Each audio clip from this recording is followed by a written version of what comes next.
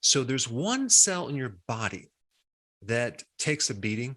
It does the majority of detoxification, and that cell is called the hepatocyte. And hepatocytes are liver cells. So your liver is the main detoxification organ of the entire body. To a lesser degree, the kidneys help you detoxify. The small intestine helps you detoxify. The skin can help you detoxify. And even your fat cells can help to some degree detoxify. But it's that liver that takes a beating. So today we're going to talk about how to make sure your liver is doing its job. But I want to give you some solutions that are simple, easy changes to protect yourself. But you do need to be aware of the quantity of chemicals that we are swimming in every day, because they do affect us in a negative way, but it's hard to pinpoint one thing versus another because there are so many chemicals and variables. It's very hard to test for this. I mean, think about this. We have 27 trillion pounds of chemicals that are produced or imported from other places to the US every single year. That's 74 billion pounds every single day, which comes out to about 250 pounds of chemicals per person. So there's a lot of exposure of chemicals. Now you might say, well, I live a pretty clean life and I'm not really exposed to chemicals. It doesn't include fuels, doesn't include pesticides. It doesn't even include the chemicals in your food. And I'm not even including the poisons. I'm sorry, did I say poisons? I meant medications from healthcare. I mean, it's just bizarre to me that if we think about health care, well, that's just another way we're exposed to more chemicals to suppress symptoms. I mean, really what's missing in healthcare is the health part. I mean, what is in healthcare that's actually creating more health? These chemicals, they build up. The half-life on some of these chemicals can be from weeks to years to decades. And a half-life of a substance is that you're reducing the potency of something by 50% over a period of time. So it becomes less activated. And a lot of times they'll measure the half-life of certain chemicals. Okay, the book on toxicology, you can see there's actually quite a few toxins in our environment and a lot of information on it. But the half-life on a lot of these chemicals are measured usually through the blood, not necessarily through your tissues, the cells outside the blood, which is a whole different thing. We definitely need to do three things. We need to be aware of the chemicals. We need to reduce the exposure to the chemicals. And we definitely need to increase the ability to detoxify the chemicals.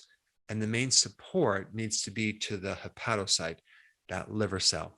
And now, a lot of these chemicals in the environment act like estrogen.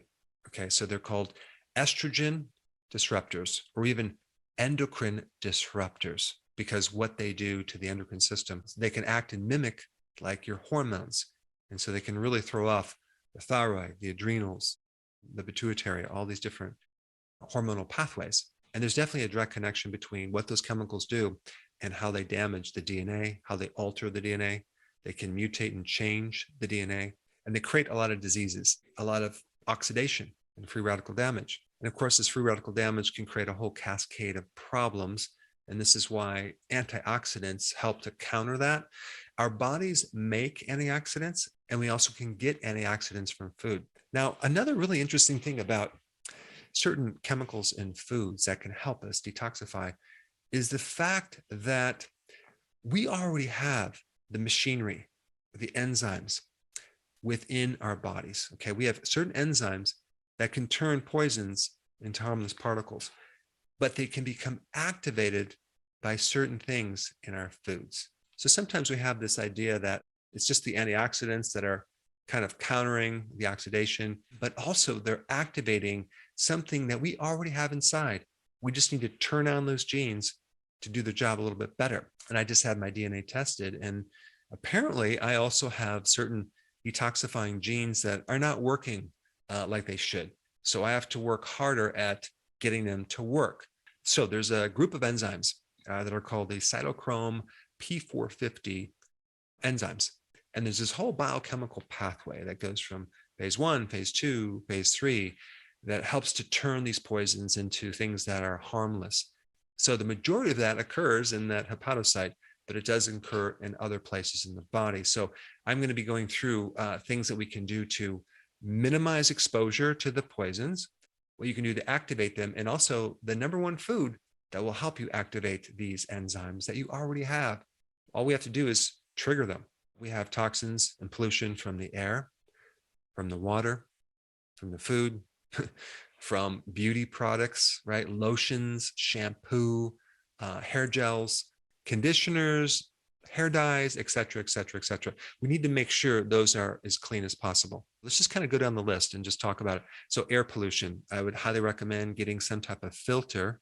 There's one good one called MERV 8, and that can be very essential if you live in polluted areas, especially if you live in the city. You want that air filter to minimize the amount of chemicals, and that can make a big difference in your exposure.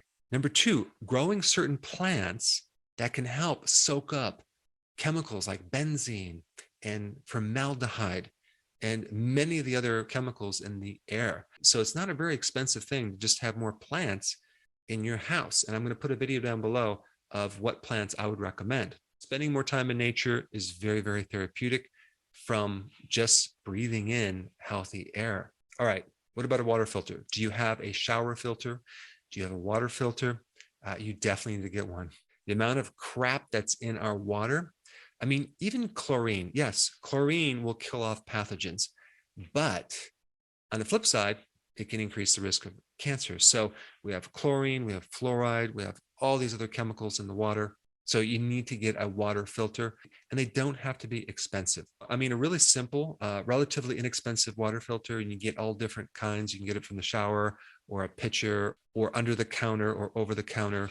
Just go to Zero Water. I'll put a link down below. I'm not affiliated with them, but they have a good system. They have 3 ways of getting rid of chemicals: the carbon filter, they have one that binds to heavy metals, and they have another filter that will help reduce other things like chloride and fluoride and things like that. Now, another really important thing is fish, okay? Always, it's wild caught. Farm-raised fish are loaded with PCBs, okay? Just more chemicals. You want to do wild caught, and you definitely want to consume the fish that are smaller. You don't want to consume the big fish. Like, avoid swordfish, shark, tuna. These fish accumulate a lot of mercury because they tend to eat smaller fish that eat smaller fish. So there's a much higher concentration of mercury, like sometimes up to 1,000 times more, and that mercury can accumulate in your body. But with the smaller fish, there's much, much less mercury, and the selenium can bind to the mercury that's in there and inactivate it, so it's not a problem. Now, what about organic vegetables? Absolutely. Let's say you just can't afford organic. You can break down a considerable amount of organophosphates by using apple cider vinegar and water. You just put 1/4 cup of apple cider vinegar in a gallon of water and wash your vegetables. You can remove a lot of chemicals just by that simple procedure.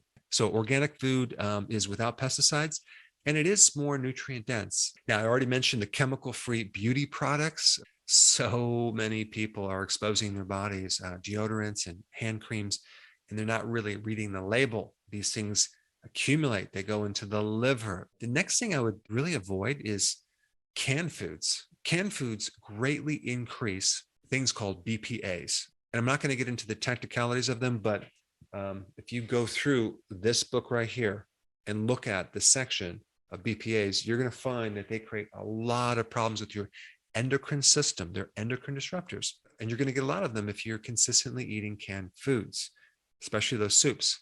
So I would just avoid canned foods, or if you do consume them, don't consume them often.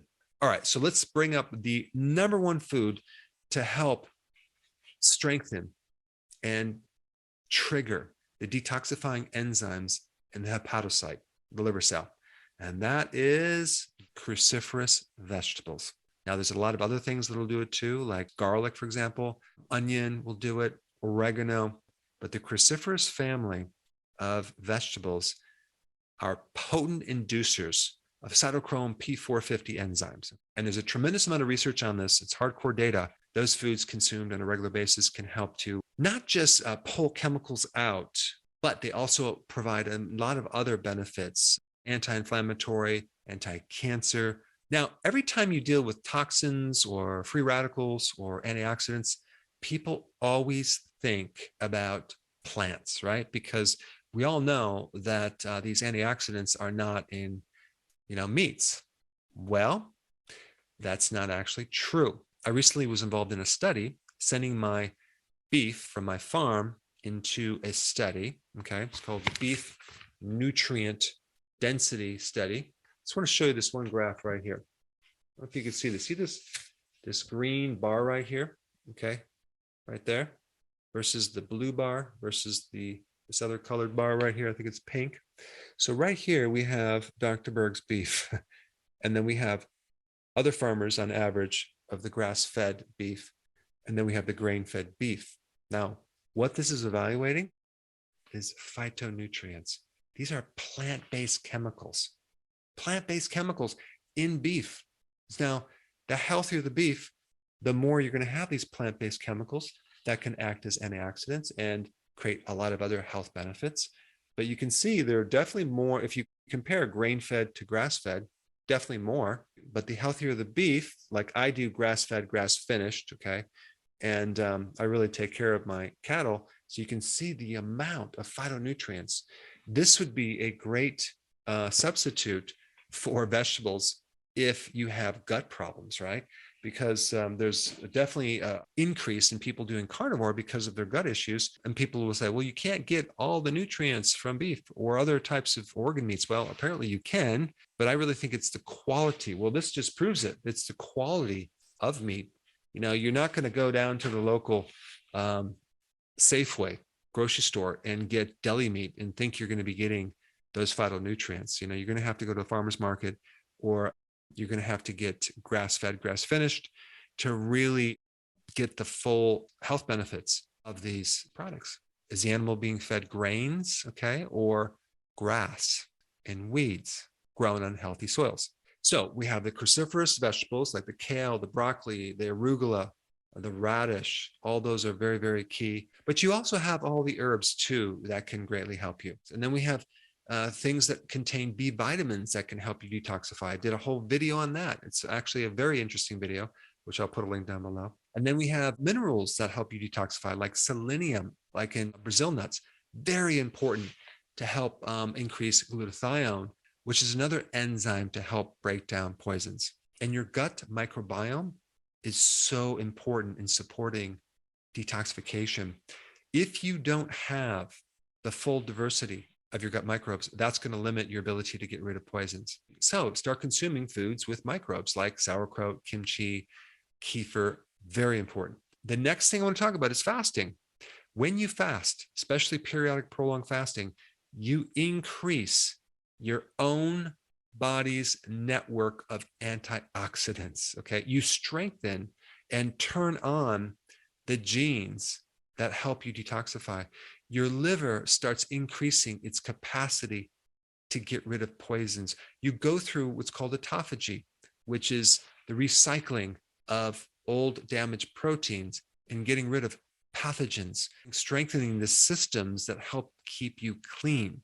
You know, I had this really bizarre thought. I would love to go into a nursing home and just replace their food just to see what would happen to the health of these elderly people. I think the need for medications would go way down, and it would probably just be miraculous. But unfortunately, I just found something out that's pretty depressing, that there's certain regulations about people in nursing homes, and I think even hospitals, that they have to eat every 14 hours, and they have to have these certain foods, which I'm looking at being not very, very healthy.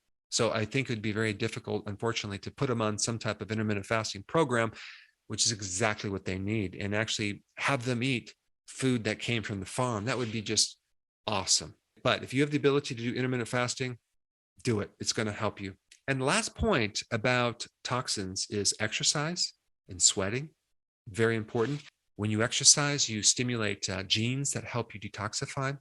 But if you overtrain, you're going to really shut down the systems to get rid of toxins. Because think about it, when you exercise, you're generating a lot of free radical damage and oxidation from just the metabolism of pushing yourself.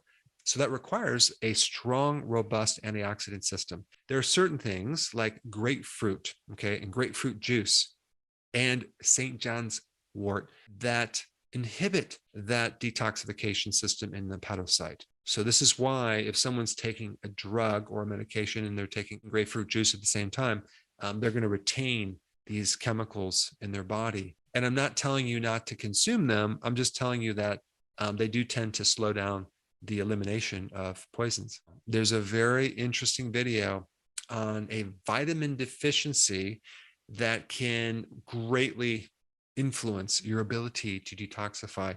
And I put that video up right here. Check it out.